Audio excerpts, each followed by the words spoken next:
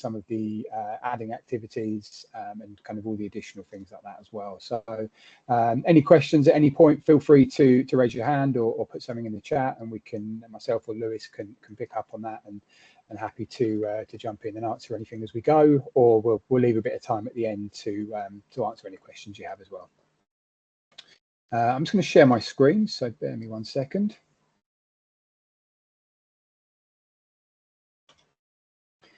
Okay, so you should all be able to see my screen now. If not, just shout. But when I start sharing on Teams, I kind of lose I lose seeing everyone on the call. So obviously, any issues, feel free to raise your hand or shout. So for the purpose of today's call, I'm going to use just a Playwaze demo account configured specifically for activities.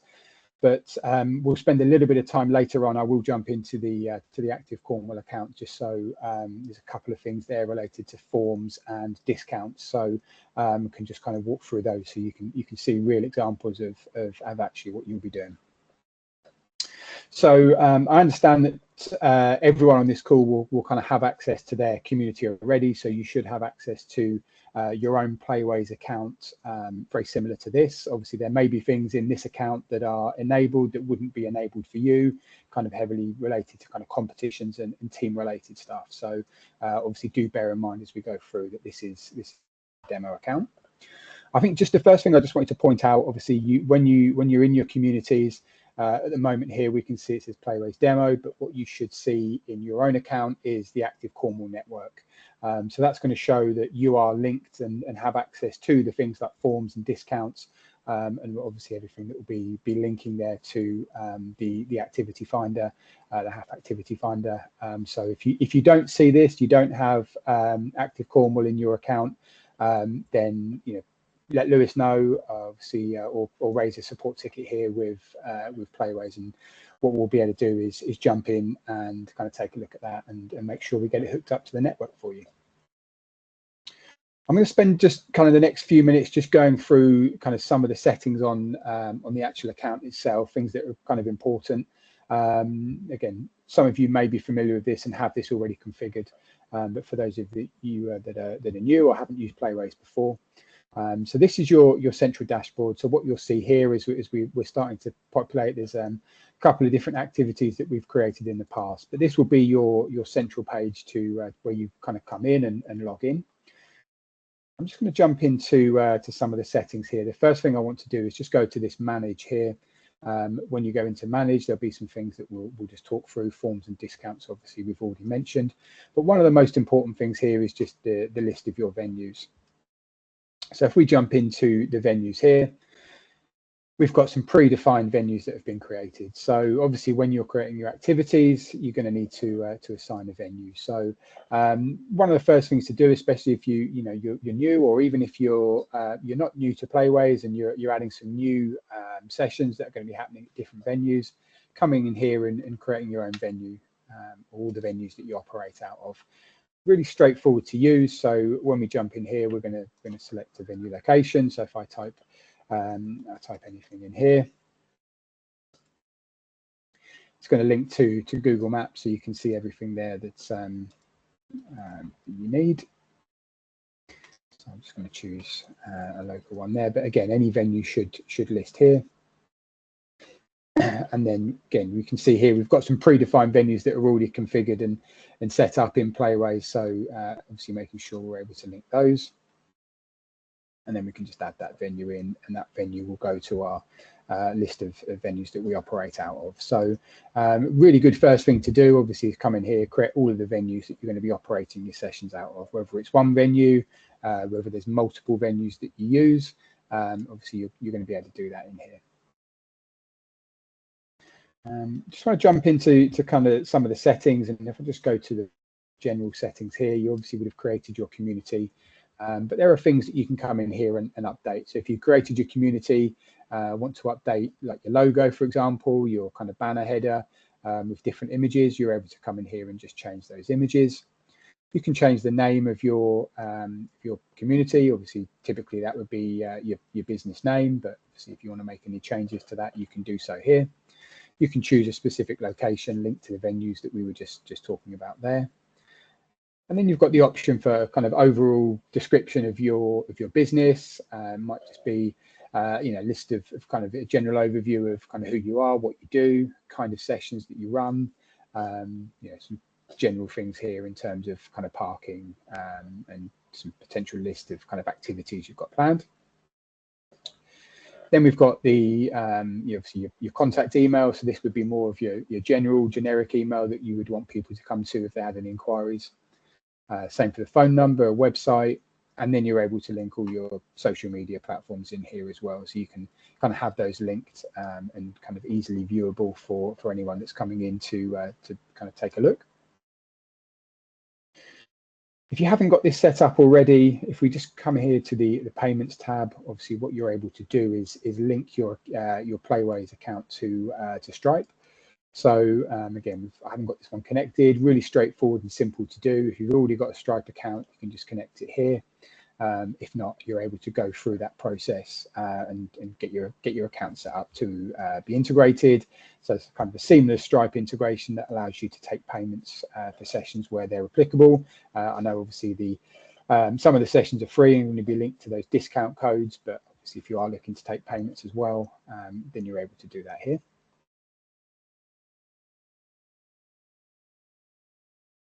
We just jump back to the manage section here. A couple of other things just to point out. We obviously every page on Playwaze pretty much can be any public page rather can be integrated for your website.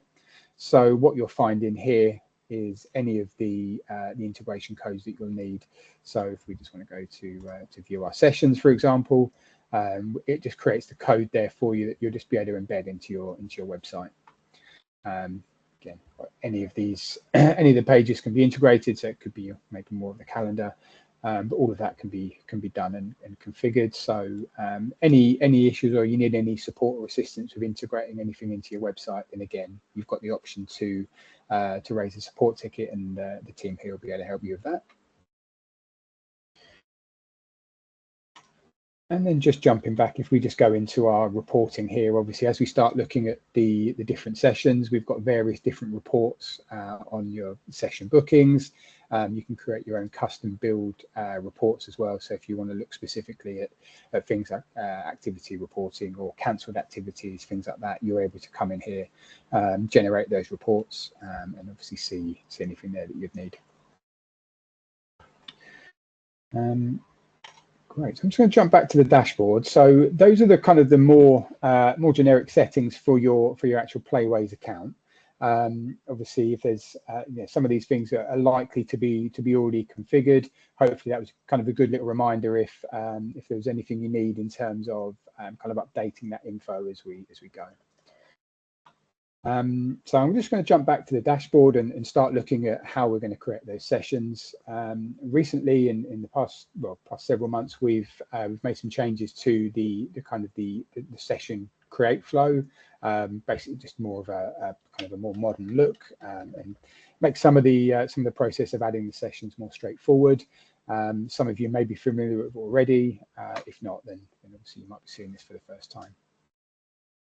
So I'm just going to come into here to create new. We're going to use session in this case. Obviously, some of these things, again, might not be relevant. And then we're going to come into our session here and create session. And then, great. So obviously, this is more of a step-by-step flow in terms of how you're going to create your sessions. Obviously, goes into a lot more detail as we go. But just to start with, obviously, the first thing you're going to put in here is a session name. So I'm just going to put some information in as we go through this, and then we've got the option to add the description in here as well. So you can put as much or as little information in here as you want. You can obviously find all of the usual things you would expect: bold, italics. You can underline stuff. You'll be able to put hyperlinks in there as well. So if you wanted to link away to parts of your website, certain terms and conditions, you can do that by linking up the information here.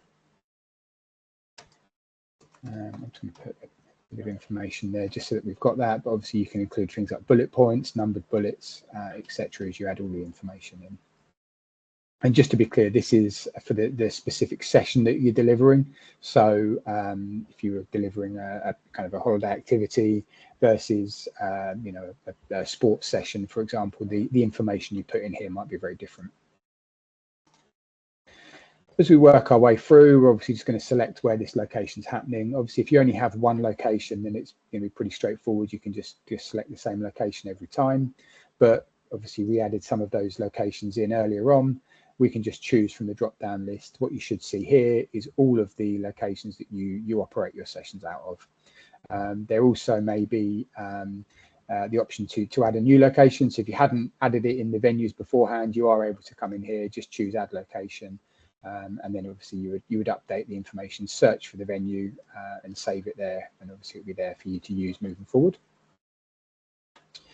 I'm just going to select one of those locations here, and then we've got our time zone. This will always default to your current time zone. Obviously, maybe at this time of year, if you're on holiday, you're in I don't know, you're in Spain, and you're jumping on and putting some activities on.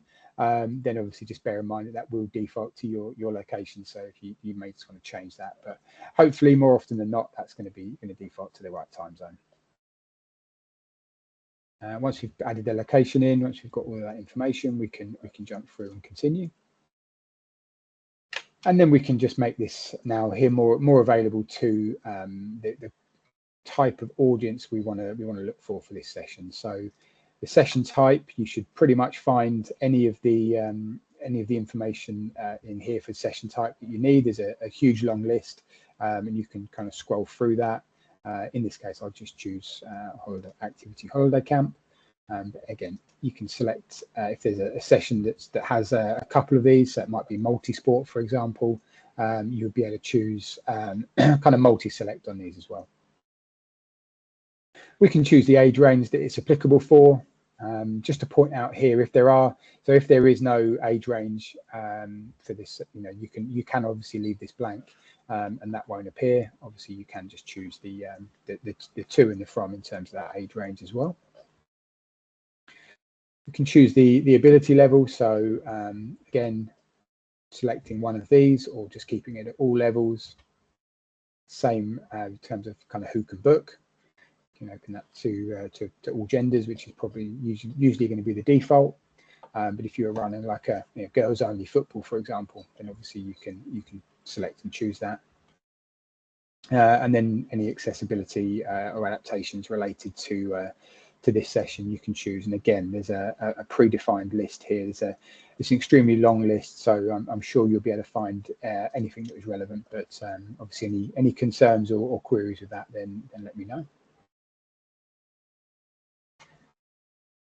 Continuing through, we can add any images related to the session. We can also add videos as well. So if it was a holiday camp, you had a short kind of promo video, you would be able to add that in there as well. And then obviously you can add as many different images as you want. They can just be uploaded from your computer. The first image you use is going to be the cover one. So if anyone's looking at the activity finder, which hopefully a lot of people will be, the first image there will be the one that's going to show as your cover photo, and obviously you can add as many different images as you want. It just gives a bit of information here at the top, so it's JPEG files or PNG files, and this should be landscape, and obviously it gives you the file size there. So if you are trying to upload photos or images that are larger than 8 megabytes, it's not going to let you do that. So obviously just to be clear on that one. And again, any of these can be edited afterwards. So you upload some images and you think that actually that looks great, and then you go back into it and you want to change it up, you want to move them, then obviously you're able to do that as well. Select a new cover photo, things like that can be done. And then same for videos as well. Continue through, we've obviously got the information here to add the details of the organizer. So you can select from the drop down list here. I've just got this Playwaze support, but you're able to select multiple organizers as well. So if there were 2 people that were responsible for the delivery of this session, or that should be contacted if there are any queries on this session, then you can do that. It's got the public email address, public phone number, so if there were any queries about that, and then you can link the website. So obviously, usually can just be linked to your own website, but obviously you have the option to change that. So if you have different providers running different sessions, you're able to change that website as well. Then if we continue through, then here's kind of where we get into the detail of adding your actual schedule that you're going to create. So kind of when these sessions are happening, how often they're happening. I think one of the first things to point out is there's the maximum number of places per session. So unless you have unlimited numbers for each session, then you're obviously going to want to put in the maximum number of places that are available here. So if you had 50 spaces, then you're going to link those up, put the number of spaces that are available. What we can then do, so let me just use 50 as an example. What we're also able to do, and we'll go into a bit of detail shortly, is kind of integrate the wait list. So if you have 50 spaces available, I'm sure some sessions are going to be really popular, they're going to be oversubscribed.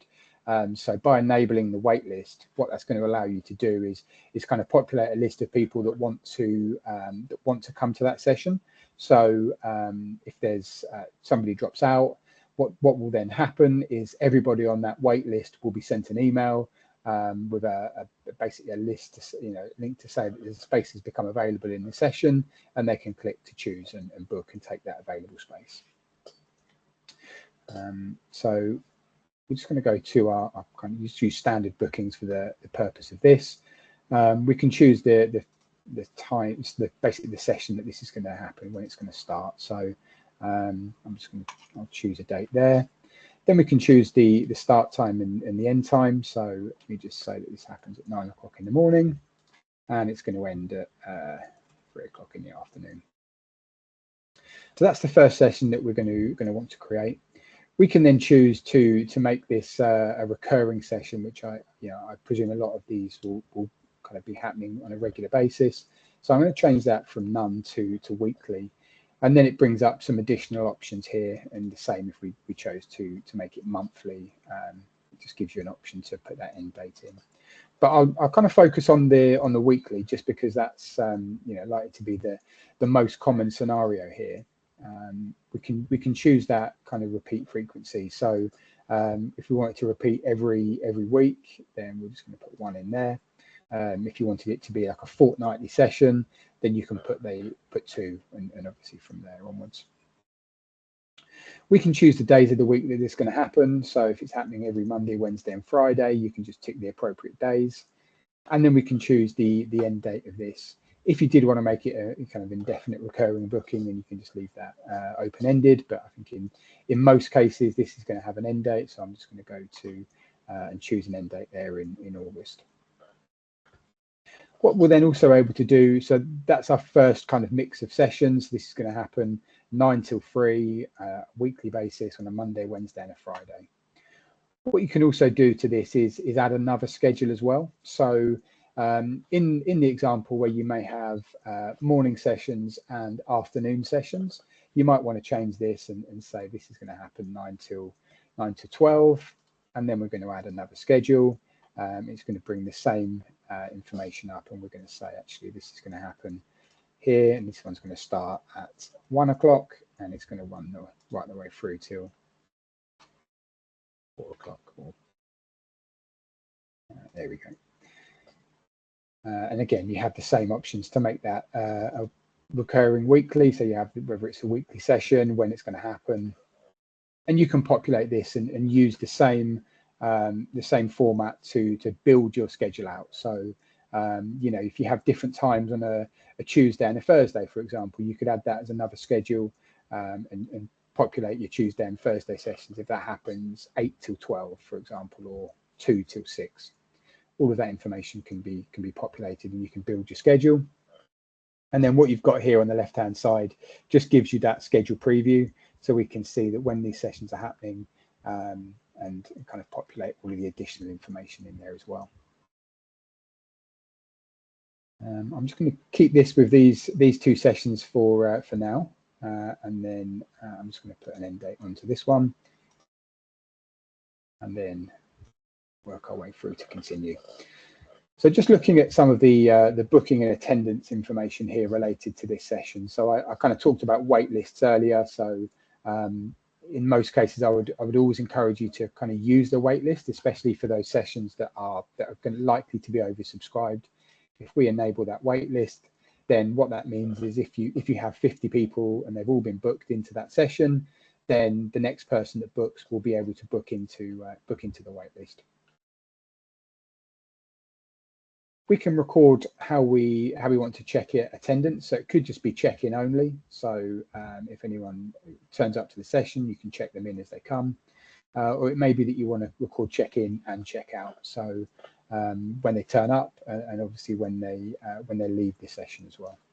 Both of these options are available, and they can be set on a session by session basis as well. So some of them you may just need to check in only. Others you may want to check in and check out.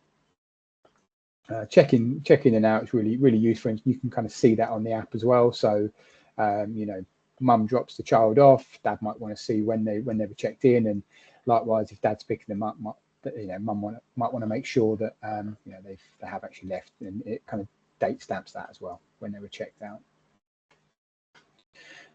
We can use QR codes, so a couple of different ways that you can utilize that. So you could have QR codes for check-in, or you can have one QR code for the organizer. So the way that would work, you as an organizer would have a QR code, and when they turn up for the session, they would scan your QR code, or you can have unique QR codes for each participant. So when I complete a booking, it would send me a QR code, my own code, and I can scan it at the check-in as well. So a couple of different ways you can utilize QR codes to check in.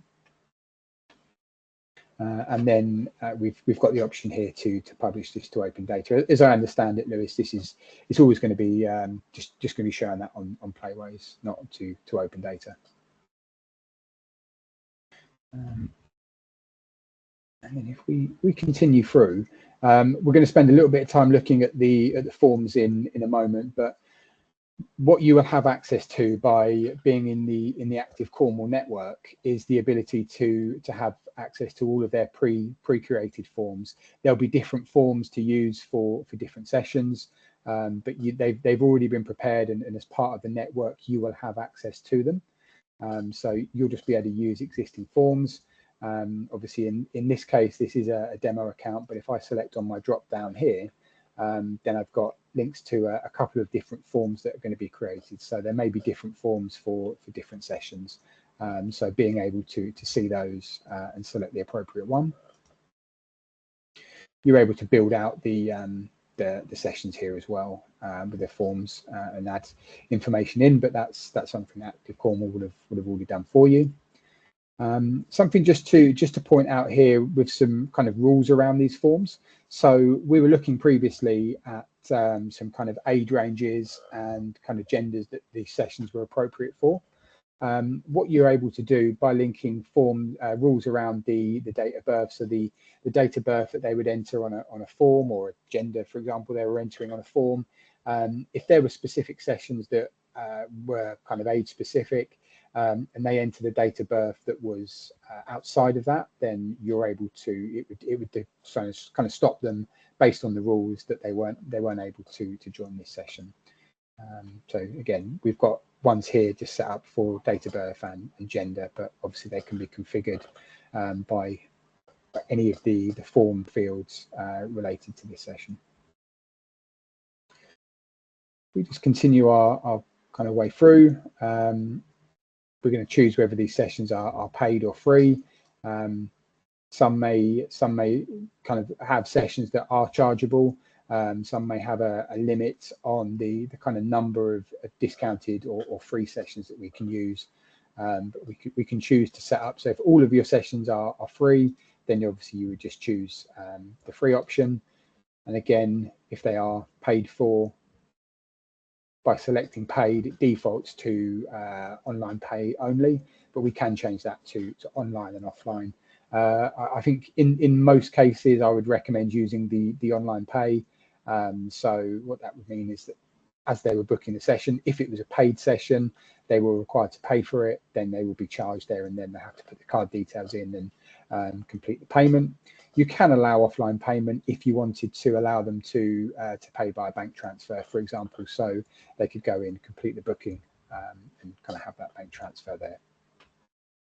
We were looking about the setup of Stripe earlier. I'm just going to select the drop down here. If you had you're operating as maybe two businesses under kind of one umbrella, then you are able to set up different payment receivers.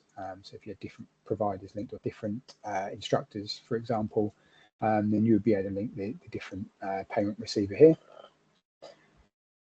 We can add this kind of standard price. So you're able to put the price in for the session.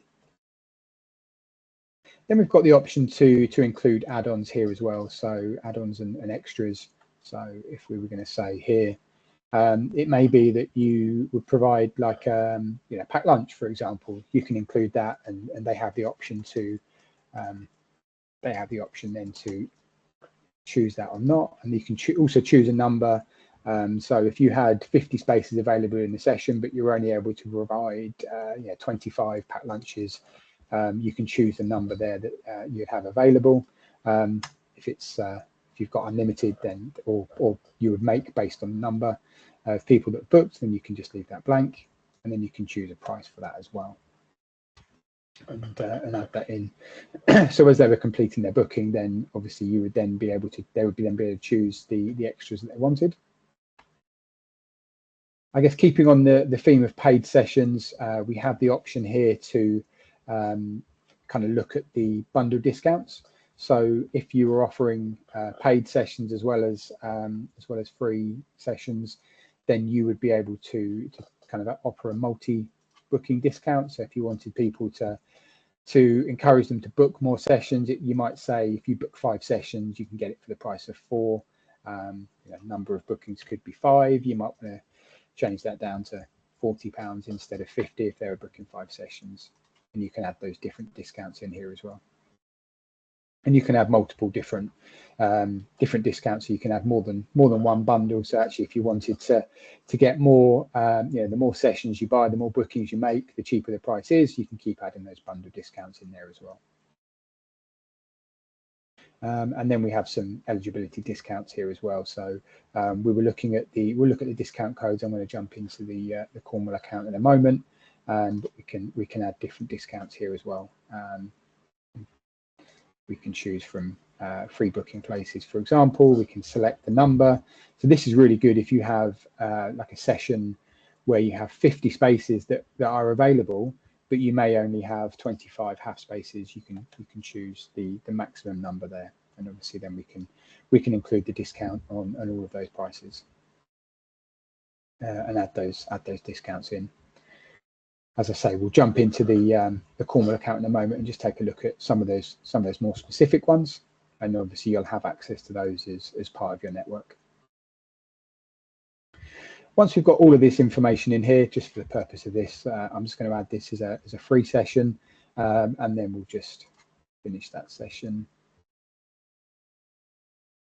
What this has done now has given us all of the sessions related to this holiday activity. So we can see all of the dates across the summer where we've added this in for. We can see the 9 to 12, so the morning and the afternoon sessions. And what you can see here is the number of people booked. So you've got 50 spaces available, but so far no one's been booked in. Once you start populating that, you start getting people booked in.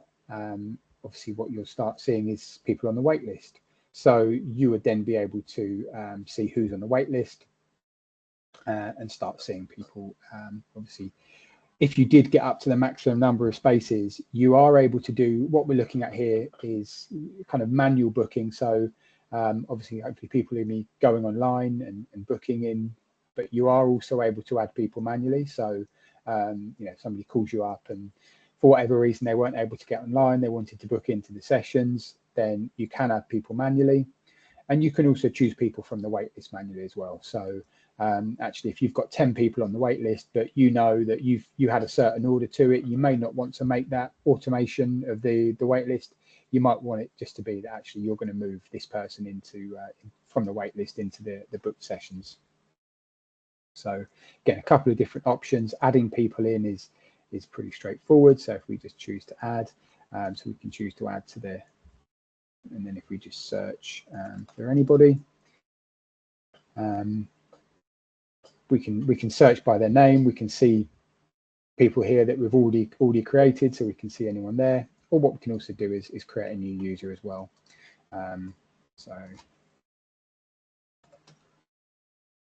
By putting their first name, last name, email, and obviously any other specific information here that you want to populate. So this is just linked to the form I've got created on this account. But if there's obviously like to be more information that's going to be collected, then obviously you can populate this in manually as well. So putting in their email address, date of birth, emergency contact information. So you can take all of this information over the phone. Doesn't have to be that they do it manually. So good for those scenarios where someone calls you up, or maybe they're in the facility and you want them to book and take that. I'm just going to come out of that and just show you that process of booking people in with somebody that we've already got. So let's use Playwaze Child.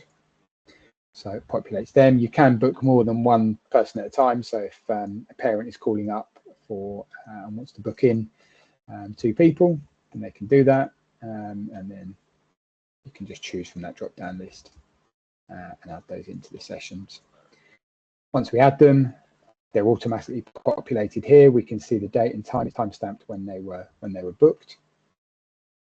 And then from here, it starts populating your capacity. So we can see at the moment we've got 2 people out of our 50 spaces that have been made available. We can see there's also now you'll see a sign-in sheet here as well. So for the purpose of check-in, we looked at physically checking someone in. So if we go to our 3 dots here, it brings up some additional information.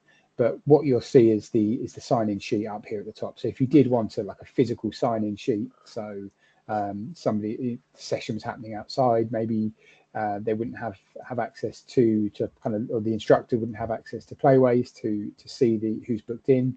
You can create those sign-in sheets for it creates a PDF, and obviously you have the option to either download that or print that.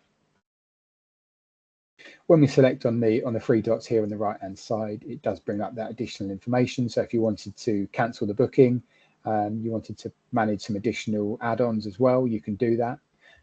So if they forgot to add a packed lunch, for example, you can come in here and manage that add-on.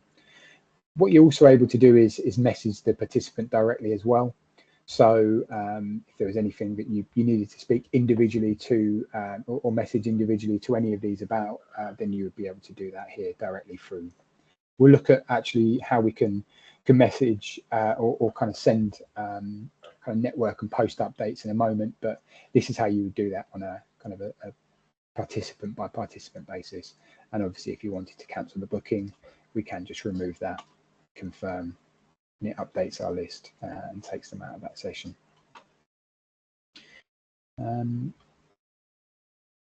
Brilliant. So I'm just going to jump back to kind of look at, so that's the kind of session itself. We will, as I say, we'll look at forms in just a moment, but I do just want to just cover some of the kind of the final things in this account before we do that. So I was talking about kind of news posts there. What you're able to do is send updates on your session. So you can use this really to communicate with anyone that's added to your community and making bookings. So we can select here as news. So we've got no news articles created yet, but we can post one. Obviously, really straightforward to use. So we can put the title in. You can use an image here. Again, you'll be familiar with some of this from what we were looking at earlier. So you can create a news post. You can use any of the fields here. You can link things in that news post as well. Playwaze also has an app, so you would be able to they would be able to download the app and as a user, as somebody that was making a booking, you would be able to see all your you'll be able to see the news posts as and when they were posted in the app, in their Playwaze account when they logged in. But you can also choose to send that to them by email as well. So if you wanted to kind of send that post to their email address associated with their account, then you would be able to do that, and that would also send them an email with the information you're putting in there. It could be more commonly used when you make your bookings live for the summer. You can send a news post out to let everybody know. Just gives you kind of, as you go through, if you were looking to fill spaces, is a great way to kind of send that out, advertise. You might have some spaces in a session, or you've added a new session. You can include all of the posts in here that you want to. And then obviously once you've done that, straightforward to do, you can just click in here and select post.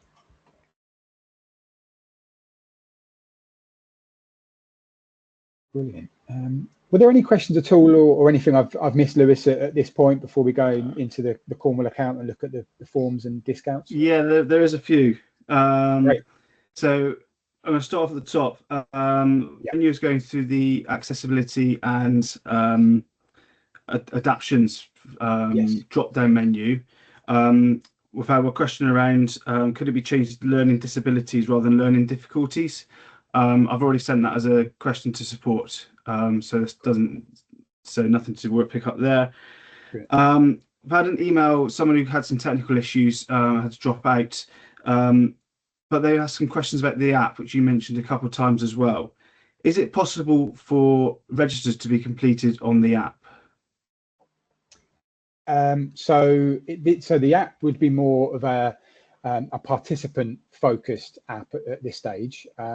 Everything we're looking at here, though, so I'm obviously on a laptop, but this would be available in web view as well. So if you have an instructor, they're looking at the registers. If they were on their phone, they would be able to see this in a kind of a web view that makes that much more streamlined for you. But yeah, in terms of, I think that's really good feedback, and definitely something that I'll raise in terms of internally here in terms of registers on the app, and absolutely some as I say, we're always looking to improve the platform. So yeah, can certainly bring that, but everything from a register perspective would be mobile friendly if we were looking at it on a phone. I guess it's with the instructors kind of out delivering sessions, then they would be able to see that there. Okay, great. Thank you for that. And the reminders. So on the so I think there is a way of setting up reminders. It's just done automatically. Is that possible? Yes, that is correct. Yeah. So are you talking about kind of booking reminders here? I'm guessing. Yes. So yes. Karen asked, can we send out reminders automatically for the sessions with an option to cancel? Yeah. So related to the session, I'm just going to try and find that. If not, I can follow up afterwards on this one. But to answer that question, yes, absolutely. You can send out reminders. So if we just go in here and actually maybe it's not quite directly answering the question, but something we didn't probably spend too much time talking about, but we can kind of have booking windows here as well. So you can set kind of 14-day windows if you only want them to book X number of days in advance. But yes, so around reminders, yes, we can. Lewis, maybe if the best thing to do, if I can follow up, or feel free to share that question or the contact details, and we can follow up directly on that one. But yes, you will be able to configure and set those reminders up. Great. And then Karen had a follow-up question. Can these be sent as a text as well, or instead? I'm presuming that's talking about the news posts. At the moment, that isn't able to be sent by a text message, but if they have the app downloaded, then it does go as a push notification. So again, very similar to, it's not directly a text message, but if they have the app, they have push notifications. So when you send that news post out, it would pop up with a push notification, as well as an email if you want to send that as well. Okay, great. I think it was more about the reminder of the session coming up in a couple of days, rather than the email, but okay, I can follow that up. That's okay. And on the waiting list, you mentioned, will the waiting list show personal details as well? So if they wanted to, so if, for example, someone didn't show up on the morning, but someone was on the waiting list, is there a way for the organisations to be able to get hold of people on that waiting list? Yes, there would be. So when we populate the information, I'm just going to see if I've got a session here. It may be that there's no wait list on this specific example, but yes, absolutely. When you go to the wait list, just as you would see, so anybody that is booked in, they would be linked as what we would call a member. They're a member of your community.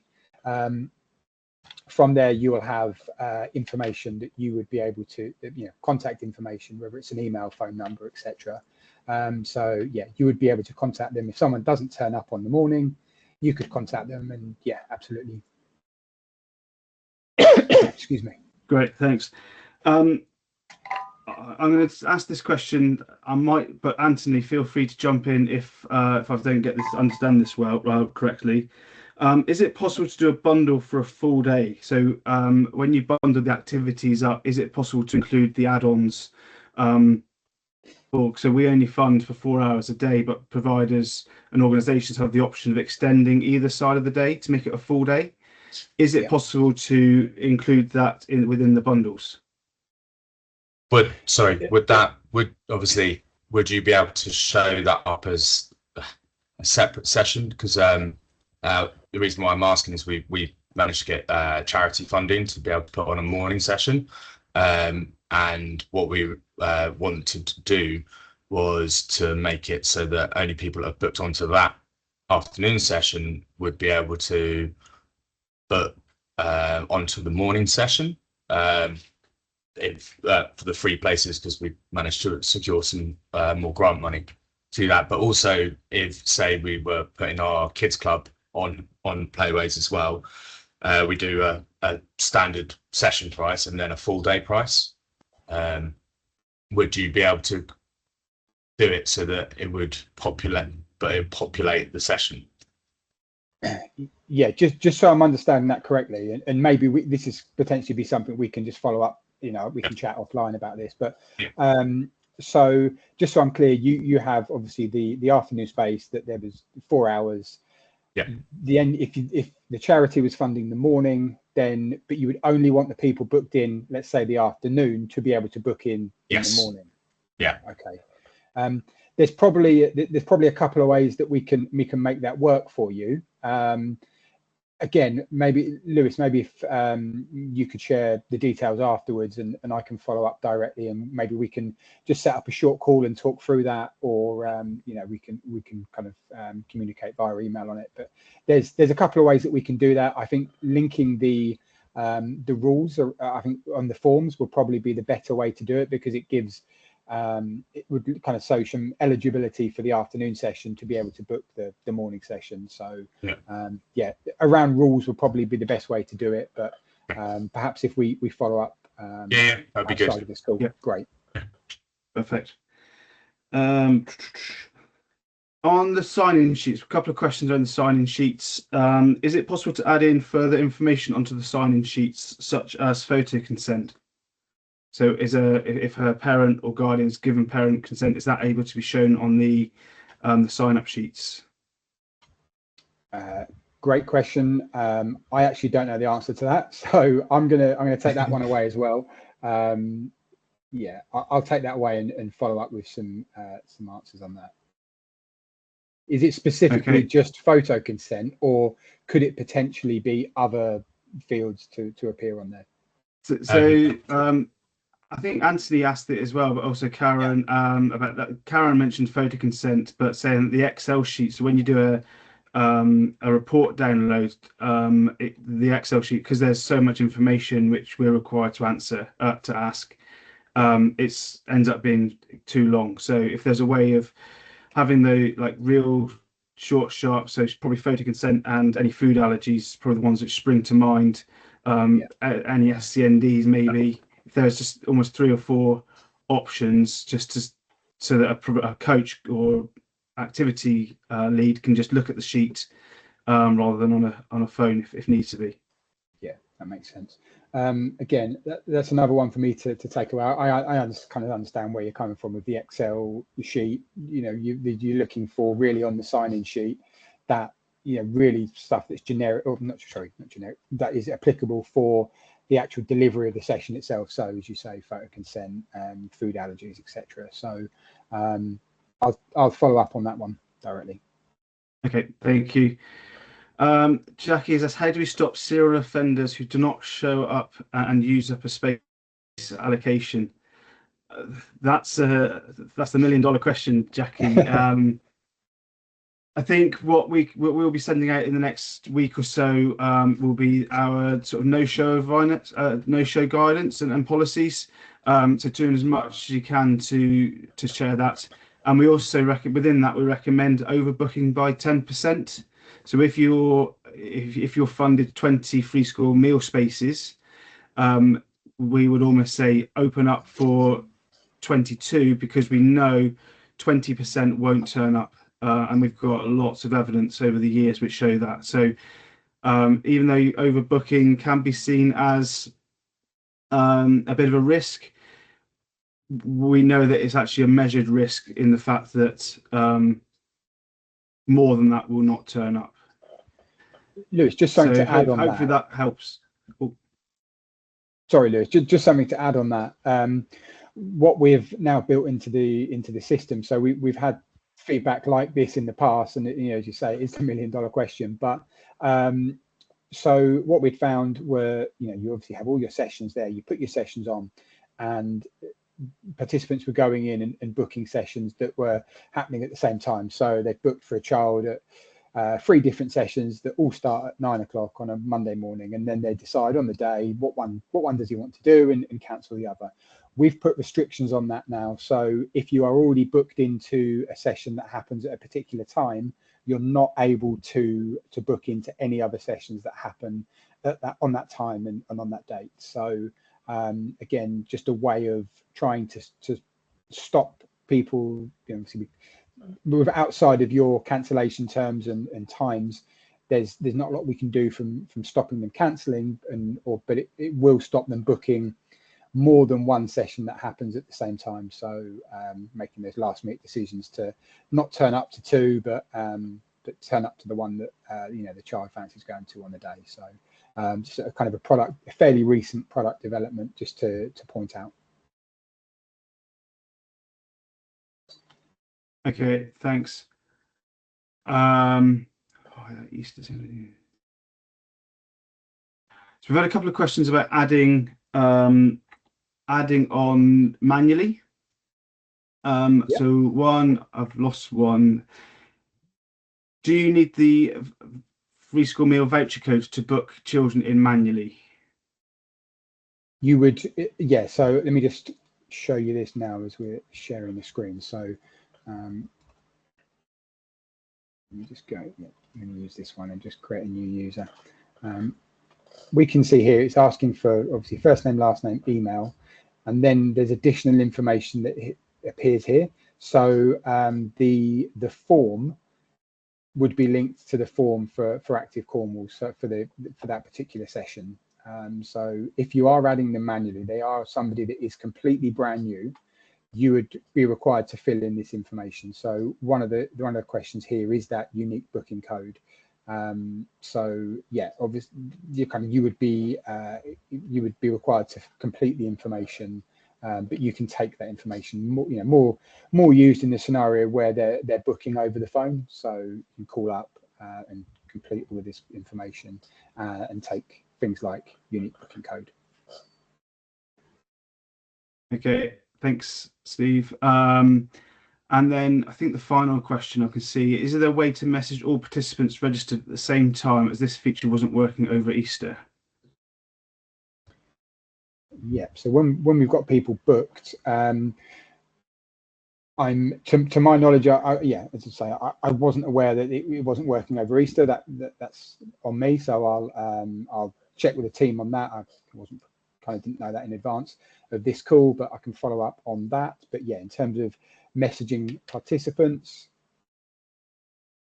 I'm just going to try and use a predefined session we've got in here, and let's go into our book list.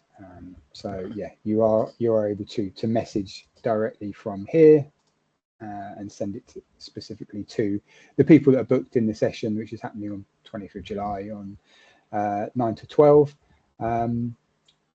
Let me follow up on the you mentioned it wasn't working over Easter, so let me follow up on that. Yeah, if that was something that wasn't working, I would kind of think that was kind of quite critical in terms of delivery. So I would imagine that had been resolved and is there and ready for you to use. But just for your own peace of mind, kind of ahead of kind of summer delivery, I will just confirm that with the product team. Great. Thanks. I think that's it in terms of questions, unless I've missed any. Just double checking. Yep, no, that seems to be it. So thank you everyone else for your time. Just in terms of some key sort of timeline for the rest of this week, we're looking to be going live on Monday. So hopefully Monday morning. We're aiming probably more towards the latter end of the morning. So if you're able to upload your activities by end of play tomorrow, I appreciate that it's that's quite close. Just that allows myself and Beth to go through all the activities just to make sure they are set up correctly, and to make sure things like the right forms are in place, things like that. And then yeah, so apart from that, that is about it. If you do have any, I will just drop some key things into the chat so everyone's got it. So support@playwaze.com is if you have any problems, to email the support team direct, and I've dropped it in there already, which I'll redo as well. Again, any new organizations who've never used Playwaze before, if you can use this link,